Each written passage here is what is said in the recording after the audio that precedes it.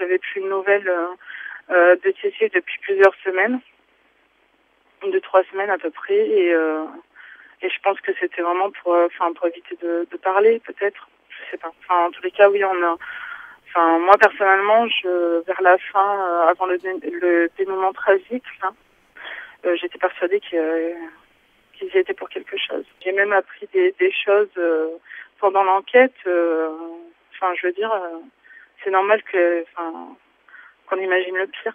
Mais qu'est-ce que vous avez appris, par exemple? Qu'elle laissait, excusez-moi, qu'elle laissait ses filles toutes seules. Elle sortait, elle était dans la drogue. Vous pensez que son compagnon était pour quelque chose là-dedans? Dans cette vie un peu dissolue? De toute façon, ils se sont quand même pas mal coupés du monde. Il avait des tendances paranoïaques aussi. Il avait toujours peur que quelqu'un essaye de le tuer. Il dormait pas la nuit, il dormait la journée. Et quand il était réveillé, il était à la fenêtre de chez lui. Et cette petite fille, Fiona, comment était-elle dans la vie? Vous sentiez qu'il y avait éventuellement un problème d'éducation, d'encadrement, ou c'était une petite fille comme toutes les petites filles?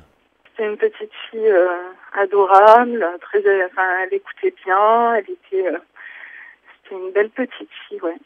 Je pense qu'il y avait un problème déjà dès la base parce que Cécile voulait trop pousser Fiona à être autonome. Elle avait, elle l'emmenait des fois, au niveau de l'entrée de l'école, mais après si elle laissait Fiona se débrouiller toute seule, ça veut dire marcher, traverser la cour, rentrer toute seule dans l'école et se débrouiller. Cécile, elle n'était pas là pour l'accompagner. Et Ça, ça, par contre, cet exemple, il est un peu représentatif de l'ensemble de de l'ensemble de sa vie, ouais, tout à fait.